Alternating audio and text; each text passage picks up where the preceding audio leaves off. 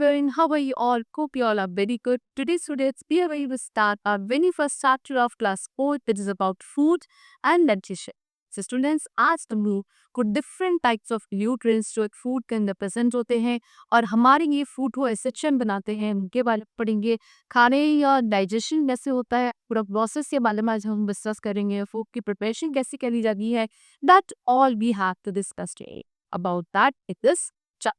सो जरूर है, सबसे पहले हम रोज इंट्रोडक्शन लाइन्स के बारे में बढ़ते हैं। ठीक है, we have already covered in the previous classes and all other kids need food. We need food to grow as sacred and healthy. Food gives us energy to carry out all our daily activities. We eat different kinds of food like wheat, rices, pulses, fruits, vegetables and dairy products. Some of us first eat egg, fish and meat. Okay, तो क्या आप notice students कि हम सभी ने कुछ previous class में ये पढ़ा है कि सभी लिविंग थिंग्स को फूड की रिक्वायरमेंट होती है। क्यों? हमारी बॉडी की योग के लिए, हमें फिट इत्यादि अपने के लिए, वो सभी आप चीज़ों को डेली लाइफ में परफॉर्म करते हैं क्योंकि भी जो एनर्जी रिक्वायर्ड है वो भी हमें फूड से ही मिलती है। तो इसी में फूड बहुत ही एसेंशियल होता। ठीक है, डिफरेंट टाइप ऑफ हम लोग खाते हैं जैसे कि राइसेस, पासेस, वेजिटेबल, डेयरी प्रोडक्ट्स है ना। कुछ को तो आपके एग्स, फिश, मीट ये भी खाती है। ओके, चल food that he eats contains substances called nutrients which are needed by our body for different purposes. ठीक है, तो अभी जो फूड हम लोग खाते हैं सीरियस, इसमें कुछ ऐसे सब्सटेंसेस प्रेजेंट होते हैं जिनको हम न्यूट्रिएंट्स बोलते हैं और हमारी बॉडी के लिए न्यूट्रिएंट्स बहुत ही यूजफुल होते हैं। क्यों? For the different purposes. ठीक है, अब ये न्यूट्रिएंट्स क्या होते हैं, इन्हीं पर सी स्टूडेंट्स कुछ एसेंशियल न्यूट्रिएंट्स के लिए हैं जैसे कि carbohydrate, protein, fat, vitamins and mineral. ये कुछ एसेंशियल न्यूट्रिएंट्स हमारी बॉडी के लिए रिक्वायर्ड होते हैं। ठीक है, उसके अलावा हमारे फूड में वाटर एंड ड्रसेज शुद्ध फाइबर, इसकी प्रेजेंस होना भी बहुत जरूरी है। ठीक है, different food items contain different nutrients in various amount. Her he food item के अंदर डिफरेंट टाइप ऑफ न्यूट्रिएंट होता है जो क्या अलग अलग अमाउंट में प्रेजेंट होता है। तो अब इन न्यूट्रिएंट्स के बारे में पढ़ते हैं। हमारे सबसे बड़े पैक के कार्बोहाइड्रेट्स ये बाई हैं।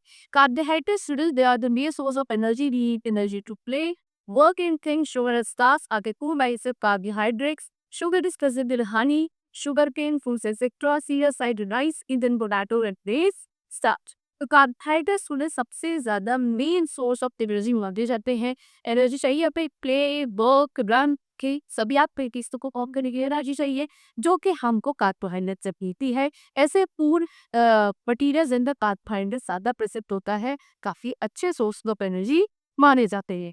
ठीक है, शुगर्स का ये दो टाइप्स होते हैं कार्बोहाइड्रेट के। शुगर आपको हनी, जुब्बक के फ्रूट्स वगैरह में मिलता है।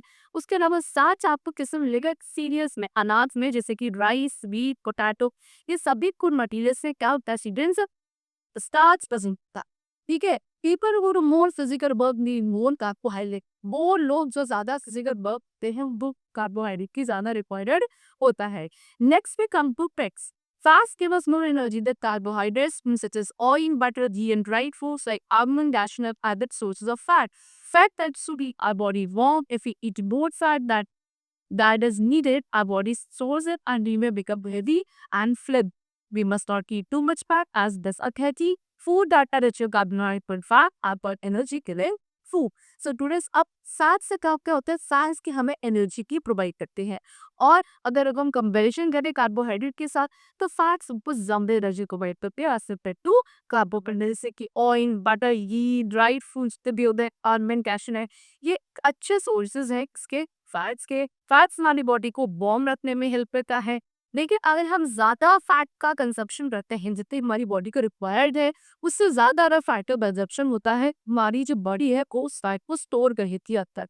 ठीक है, और हम कैसे हो जाते हैं, ईवीएन फ्लिप हो जाते हैं। तो इसलिए हमें ज़्यादा फैट नहीं खाना चाहिए क्योंकि ये हमारी बॉडी के लिए अनहेल्थी होता है। अब ऐसे फूड मटीरियल्स जो आपके कार्बोहाइड्रेट्स में और फैट्स में रिच होते हैं उनको हम एनर्जी गिविंग फूड कहते हैं। ठीक है, now next come to proteins.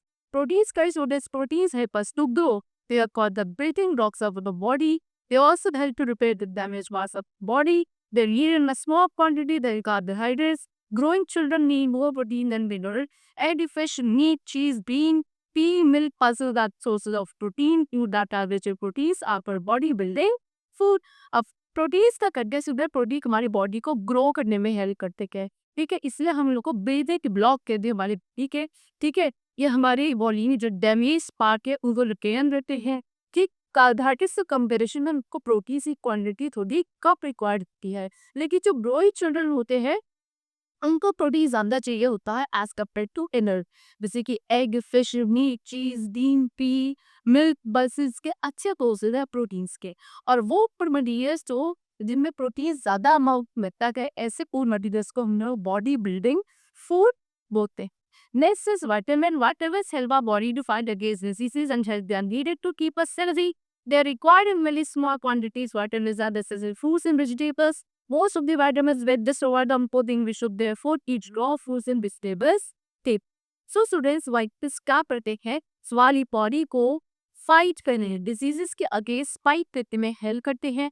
सो ये हमारी बॉडी को हेल्दी रखने के जरूरत हैं। इनकी क्वांटिटी इतनी ज़्यादा रिक्वायर्ड नहीं होती है हमारी बॉडी में एज सेमेट कार्बोहाइड्रेट, फैट एंड प्रोटीन, ठीक। ये फ्रूट्स एंड वेजिटेबल्स में प्रेजेंट होते हैं। बहुत सारे फैक्टरीज ऐसे होते हैं सीधे जाकर प्रदन को फूड डिस्ट्रॉय हो जाते हैं, इसीलिए हम लोग ज़्यादातर फ्रूट्स और वेजिटेबल्स को डेली बेसिस पे रॉ खाते हैं, कच्चा खाते हैं, क्योंकि कुकिंग में होगी जो न्यूट्रिएंट वैल्यू है वो डिस्ट्रॉय हो जाती है, ठीक है सब।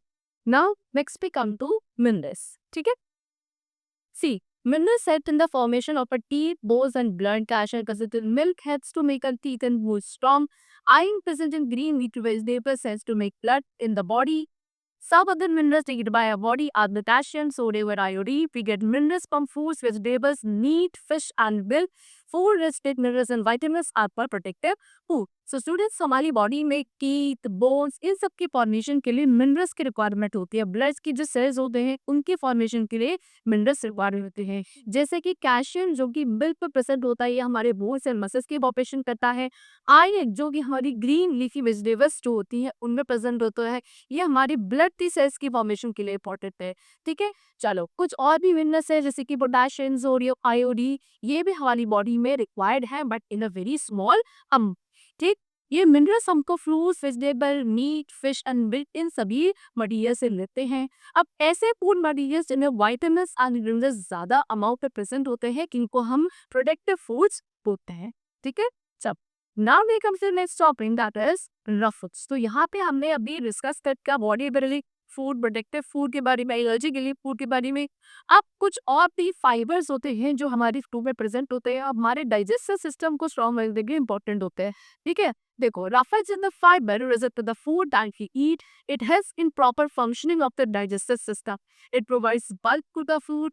Fresh foods and green vegetables, peas, beans, whole cereals are good sources of roughage. तो वो फाइब्रस मटेरियल जो हमारे खाने में प्रेजेंट होता है उसको हम रफेज कहते हैं। ये हमारी बॉडी में रिक्वायर्ड, ये हमें कोई भी एलर्जी नहीं प्रोवाइड करता, लेकिन हमारे डाइजेस्टिव सिस्टम को हेल्थी रखता है, फिट रखता है, इसलिए एसेंशियल होता है, ठीक है। जैसे कि फ्रेश फ्रूट्स है, बी पेपर्स हैं, ये सब एक अच्छे सोर्सेस होते हैं रफेज के, okay. Now we come to water. See students, हमारी बॉडी में 70% ऑफ वाटर होता है। वाटर हमारी बॉडी की फंक्शनिंग के लिए बहुत इंपॉर्टेंट है। So around 8 to 10 glasses of water हमको डेली बेसिस पे पीना चाहिए। उसके अलावा फ्रूट्स एंड वेजिटेबल्स में भी पानी होता है जो हमारी बॉडी को हाइड्रेटेड रखता है। Next is balance diet. See diet के होंगे स्टूडेंट्स को खाना जो हम लोग डेली खाते हैं उसको हम डाइट बोलते हैं। Now what is balance diet? एक ऐसी डाइट जिसमें सभी न्यूट्रिएंट्स प्रेजेंट होते हैं एक राइट प्रपोर्शन में, ठीक है। सो दैट हमारी बॉडी फिट एंड हेल्दी रहे, ऐसी डाइट को बैलेंस डाइट कहते हैं, ठीक। अब हमारी डेली डाइट में क्या करना चाहिए? Rice, chapati, pulses, vegetable, fruits, dairy product, salad and water, ये सभी चीजें मिलकर एक हेल्दी बैलेंस डाइट कॉन्स्टिट्यूट करती है, ठीक है। Now we come to the topic digestion of food. Food का डाइजेशन कैसे होता है? The food that we eat cannot be used directly by the body for energy and growth. It must be broken down into simple form. The process of breaking down of food into simple form which can be used by the body is called digestion. See students, जो खाना हम लोग खाते हैं उसको हमारी body directly absorb नहीं कर सकती है, ना ही इससे हमारी बॉडी की ग्रोथ होती है, ना ही हमें उससे एनर्जी मिलती है। तो एक्चुअल में होता क्या है कि उस खाने के जो बड़े बड़े पार्टिकल्स है उनको सिंपल फॉर्म में ब्रेक करना बहुत जरूरी होता है। और ये जो प्रोसेस है जहाँ पे फूड के बड़े पार्टिकल्स को ब्रेक किया जाता है into simpler form, that is called digestion process, ठीक है। अभी डाइजेशन प्रोसेस कैसे होता है वो हमें डिस्कस करता है। See the process of digestion begins in the mouth as soon as food enters the mouth the food the teeth chew it and break it into smaller pieces. Saliva in the mouth messes with the food. It helps to make the food soft and moist. Saliva is a digestive source secreted by the saliva. सी सुने जैसे हम लोग खाने को intake करते हैं body में mouth में, वहीं से डाइजेशन प्रोसेस शुरू हो जाता है। सबसे पहले क्या होता है कि फूड को हम अपने माउथ में इनटेक करते हैं, जो टीथ होते हैं वो खाने को च्यू करते हैं और जो सलाइवा प्रेजेंट होता है वो खाने को मॉइस्ट से सॉफ्ट बनाता है। सो दैट जब हम उसको इनटेक करेंगे या सोलो करेंगे तो इससे हमारे क्या फूड पाइप के थ्रू पास होता है। ठीक, उस अब ये जो सलाइवा में क्या है, एक तरीके का डाइजेस्टिव सूप जूस है जो हमारे सलाइवरी ग्लैंड्स को यूज करते हैं। अभी सलाइवरी ग्लैंड प्रेजेंट होकर हमारे टंग में। ओके, चल now it breaks fat into sugar. अब ये सलाइवा को डाइजेस्टिव जूस क्यों बोला जा रहा है, क्योंकि ये खाने के अंदर जो स्टार्च है उसको ब्रेक करता है इनटू द शुगर। ठीक, the starchy food like bread taste sweet after we chew them for some time. The bonding action of the having mixed the chewed food with saliva properly, it also helps to swallow the food. इसीलिए क्या होता है, जो भी starchy food materials होते हैं जैसे कि ब्रेड वगैरह, तो जब आप उसको आप कुछ टाइम के लिए च्यू कर लेते हो तो आपको इसका टेस्ट स्वीट टेस्ट आने लगता है। ठीक है, तो ये जो टंग का रोलिंग एक्शन होता है, याद देखिए जब खाने को आप चबा रहे हो उसको वो टंग क्या कर रही है, सलाइवा के साथ मिक्स करती जा रही है, ये खाने को मॉइस्ट बनाता है और जब आप इसे मुंह पाइप के थ्रू इनटेक करते हो ये आसानी से पास हो जाता है।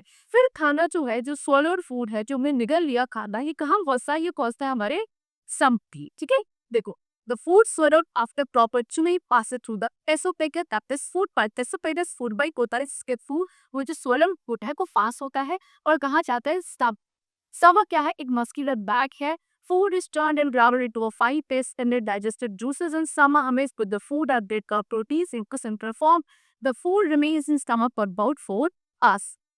अब फूड का क्या होगा, एक तब वो पाइप के थ्रू कहाँ पहुंचा, स्टमक पे पहुंचा, जो एक काफी बड़ा मस्कुलर भाग होता है। यहाँ में फूड की चर्नी के फूड को डाइजेस्ट किया जाता है, उसका एक थिन सा पेस्ट बनाया जाता है। जितने भी डाइजेस्टिव जूसेस हमारे स्टमक पर प्रेजेंट होते हैं वो क्या करते हैं, खाने को मिक्स करते हैं जूस के साथ और उसका ब्रेक डाउन हमारे इनटू सिंपल फॉर्म, जो भी इसमें प्रोटीन्स वगैरह प्रेजेंट है सभी को सिंपल फॉर्म पे ब्रेक किया जाता है। अराउंड 4 आवर्स तक खाना हमारे स्टमक के अंदर रिश्ता नहीं। From the sum of the partially digested food enters the small intestine, which is the long coiled tube that also secretes some digested juices from its wall. Yet the food is mixed with these juices। अब इसके बाद खाना कहाँ जाएगा, partially digested, partially यानी कि completely digested ही होता है खाना हमारे स्टमक पे। अब वो जाता है कहाँ, 4 आवर्स के अराउंड बाद जाता है स्मॉल इंटेस्टाइन में। स्मॉल इंटेस्टाइन के काफी लॉन्ग कोई ट्यूब होती है जो कुछ डाइजेस्टिव जूसेस सिग्रेट करती है अपनी बॉल्स में। अब यहाँ खाना इन्हीं जूसेस के साथ मिक्स हो जाता है। जो जूस आपके लिवर और पेनक्रियास सिग्रेट करते हैं ये भी स्मॉल इंटेस्टाइन में एंटर करते हैं। उसके बाद ये juices digest the carbohydrate fat protein in the food completely. The digested food is now in a liquid form. The blood vessels present on the wall of the small intestine absorb the digested food and transport it to the various parts of the body. Digestion of food is finally completed in the small intestine। अब जो liver और pancreas juices secret करते हैं ये small intestine में enter करते हैं और ये जूसेस भी क्या करते हैं, उस पार्शियली डाइजेस्टेड फूड को डाइजेस्ट करते हैं जिसमें कार्बोहाइड्रेट फैट प्रोटीन्स प्रेजेंट है। इनका कंप्लीट डाइजेशन होता है विद स्मॉल इंटेस्टाइन। अब उसके बाद जो डाइजेस्टिव फूड है स्टूडेंट, उसको स्मॉल इंटेस्टाइन की वॉल्स एब्जॉर्ब करती है और एब्जॉर्ब करने के बाद सभी डिफरेंट बॉडी पार्ट्स का इनको ट्रांसफर कर दिया जाता है। इस तरीके से डाइजेशन जो फाइनल कंप्लीट डाइजेशन होता है वो स्मॉल इंटेस्टाइन में जाके कंप्लीट होता है और वहीं से एब्जॉर्प्शन ऑफ ट्रांसपोर्टेशन उसका कर दिया जाता है। अब जो अनडाइजेस्टेड फूड है वो पास करकर लार्ज इंटेस्टाइन में। जो वाटर प्रेजेंट है उसमें that is absorb by the blood vessels present in the walls of the large intestine. The semisolid waste is thrown out of the body to the anus when we go to the toilet। This is called ejection। अब जो undigested food था वो large intestine में जाएगा। उस undigested food के अंदर जो वाटर प्रेजेंट है वो हमारी लार्ज इंटेस्टाइन की वॉल्स एब्जॉर्ब करती है and the final solid waste जो हमारी बॉडी के रिफाइंड नहीं होता वो हमारे बॉडी पार्ट नाटिस एनस उसके थ्रू क्या रिमूव कर दिया जाता है जिसको हम इजेशन बोलते हैं। इस तरीके से ह्यूमन बॉडी का डाइजेशन प्रोसेस चाहता है। Now we come to good eating habits. See students, अब गुड ईटिंग हैबिट्स जरूरी है जिससे हमारे फूड का डाइजेशन प्रॉपरली रहे, है ना। क्या क्या है, जैसे we should eat food at fix hours, not over eat. एक फिक्स आदमी को खाना खाना चाहिए, ओवर ईटिंग नहीं करनी चाहिए। फूड को प्रॉपर्ली च्यू करना चाहिए, फ्रेशली कुक्ड फूड खाना चाहिए, बैलेंस डाइट पीनी चाहिए, ठीक है? ज़्यादा स्वीट्स का इंटेक नहीं रहना चाहिए। Okay, we should eat fruits and green vegetables day, ठीक है? फ्रूट्स और ग्रीन वेजिटेबल्स डेली खानी चाहिए। We should drink plenty of water, ज़्यादा से ज़्यादा पानी का इंटेक करना चाहिए। And you should not eat the food that is that uncovered और व्हिच इज नॉट फ्रेश। जो खाना आपका अनकवर्ड है, फ्रेश नहीं है, उसको नहीं खाना चाहिए because that is not good for our health. Now the topic is preparation of food. खाने को प्रिपेयर कैसे किया जाता है? We eat both raw and cooked food. We should wash fruits and vegetables properly before eating or cooking them so as to remove the dust and germs present on their surface. Most of the food we eat is cooked. Cooking makes the food soft, easy to chew, and tasty. Cooked food is easily digestible. Cooking also kills harmful germs which may be present in raw food. So हमें क्या students, raw and cooked food हम दोनों तरीके का food खाते हैं, है ना?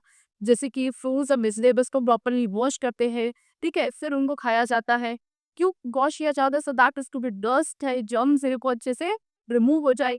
उसके बाद ज़्यादातर फूड जो हम खाते हैं वो कुक्ड फूड होता है, ठीक है? कुकिंग कर रहती है, फूड को सॉफ्ट बनाती है, इजी टू च्यू है कि आसानी से उसको चबा पाते हैं, टेस्टी हो जाता है फूड कुक करने के बाद और ईजली डाइजेस्टेबल दिखता है, ठीक है? उसके बाद कुछ हार्मफुल जर्म्स जो खाने में प्रेजेंट होते हैं वो भी कुकिंग के थ्रू किल हो जाते हैं। Now what are the various cooking method? क्या था cooking method? Food is cooked in different ways. So food items like rice are boiled, we fry pakoras and puris, dokla and idli are steamed, cake and biscuit are baked, mean potatoes or brinjals are roasted. So खाने को हर एक खाने material को different तरीके से पकाने का होता है। जैसे कि राइस होता है, राइस को बॉईल करके खाया जाता है ना? पकौड़ा उन चीज को हम फ्राई करते हैं, ढोकला इडली के स्टीम करा जाता है। ये सारे डिफरेंट मेथड्स है कुकिंग के, ठीक है? उसके अलावा केक्स एंड बिस्किट्स को बेक करके खाया जाता है। Okay, then meat potatoes brinjals को रोस्ट किया जाता है। सो इस तरीके से खाने को कुक करके खाया जाता है, so that would makes what our food taste. Now tips on cooking. Cooking page कैपेट access do not so vegetables in boiler, ठीक है? वेजिटेबल्स को पानी में सोक करके नहीं रखना चाहिए। Always wash fruits and vegetables before cutting them. सभी फ्रूट्स एंड वेजिटेबल्स को प्रॉपर्ली वॉश करना चाहिए कट करने से पहले। Do not forget the water in which pulses are sold it and use it cooking as it contains nutrients. जिस पानी है अब में दाल को पल्सेस को सोख किया, उस पानी को हमें फेंकना नहीं चाहिए क्योंकि इसमें न्यूट्रिएंट्स होते हैं और किसको हम कुकिंग प्रोसेस से यूज कर सकते हैं। Do not over all food as the nutrients are destroyed by too much of frying or roasting. ज़्यादा फूड तो ओवर कुक नहीं करना चाहिए क्योंकि इससे क्या होते हैं, ज़्यादा फ्राइंग या रोस्टिंग करने से खाने में जो न्यूट्रिएंट्स प्रेजेंट होते हैं वो डिस्ट्रॉय हो जाते हैं। It just enough water been boiling so that the water that has absorbed nutrients is not thrown away. ठीक है? हमें क्या जब बॉइलिंग करते हैं तो उतना ही पानी लेना चाहिए जितना को एब्जॉर्ब कर सके, नहीं तो ज़्यादा पानी लेने से क्या होता है, न्यूट्रिएंट्स भी रिमूव हो जाते हैं। Now the last topic is preservation of food. Food का प्रिजर्वेशन कैसे किया जाएगा? Food gets spoiled easily and has to be thrown away. To avoid wastage of such a valuable thing as food, we must freeze it properly to keep it good for longer period. The process of creating food in a way that preserves its value for a long time is called preservation. So students क्या कहते हैं कि food बहुत easily क्या होता है, spoil हो जाता है, उसको हमें फेंकना पड़ता है। तो ये इतना यूजफुल रिसोर्स है, तो ये खाने का वेस्टेज ना हो, उसको अवॉइड करने के लिए हमें क्या करना चाहिए, प्रॉपर स्टेप्स लेनी चाहिए सो दैट कि लंबे समय तक खाना क्या रह सके, सेफ रह सके। तो ये जो प्रोसेस होता है जहाँ पे आप खाने को ऐसे ट्रीट करते हो कि वो लंबे समय तक प्रिजर्व रहे, ठीक है, कुछ सेफ रहे, इस प्रोसेस को प्रिजर्वेशन कहा जाता है। अब खाने को कैसे प्रिजर्व किया जा सकता है, what are the various methods that they have told us. The first is by refrigeration. Refrigeration यानी कि क्या, बोझ रॉ या तुम फूड कोई भी उसका रेफ्रिजरेटर में रखो के उससे खाने को प्रिजर्व किया जा सकता है। दूसरा ड्राइड, जैसे कि cauliflower, mangoes, date, mint pea, milk powder, इनको सुखा के रखा जाता है तो लंबे समय तक चलते हैं, ठीक है। कैमिन एंड बॉटरी यानी कि क्या, जैम्स, जूसेस, इनको प्रॉपर ऐसे आपके सीप टाइप जो कैन वगैरह हो इनमें पैक करके रखने से लंबे समय तक चल रहे हैं। देन पिटली पिटली यानी कि पिजस अचार जा सकते, मैंगो, लेमन, कैरेट के भी खाने को प्रिजर्व करने की मेथड्स है।